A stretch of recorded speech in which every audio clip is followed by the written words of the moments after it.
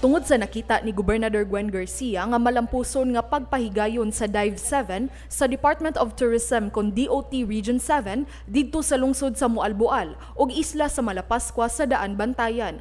Magpahigayon na usab og lain nga leg sa maong tourism activity. Ang bag-o nga mo-host sa Dive 7 mao ang lungsod sa Aluginsan. Karong Hulyo 29 ngadto sa Hulyo 31. Mao kini ang ikalima nga Dive 7 nga kalihukan nga gihimo sa DOT sa rehiyon ug ikatulo dinhi sa Sugbo. Unang gipahigayon ang Dive 7 sa lungsod sa Mualboal ni adtong Abril 23 ug ikaduha sa isla sa Malapascua ni adtong Mayo 13. Bisan og bag-o ug wala pagayud maila ang Aluginsan isip usa ka diving spot. Nakita ni Gobernador Gwen Garcia ug sa mga opisyales sa DOT-7 ang potensyal sa maong dapit. Hinungdan nga diri ipahigayon ang ikatulo nga leg sa Dive 7 sa probinsya.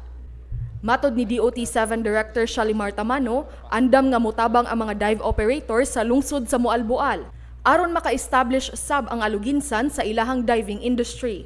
Sa higayon nga mahitabo kini, duga nga panginabuhi alang sa mga taga-Aluginsan ang mahimo niini. Bakit ang gid nimo? Ang corals really beautiful.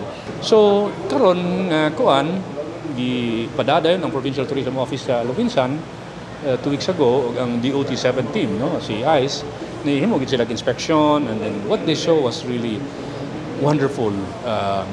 Not really surprising because we already knew potential gid ang Aluginsan. In fact, even the rest of the towns in the province are potential dive sites. Gitinguha ni Gobernador Gwen Garcia nga dili lang pipila ka mga lungsod sa Sugbo ang mahimong sikat nga dive spot. Apan ang tibok probinsya himuon isip dive destination. Hayan nga himuon na gayud nga circuit o tuyokon gayud sa Dive 7 nga programa sa DOT-7 ang mga kalungsuran ug mga dakbayan sa Sugbo.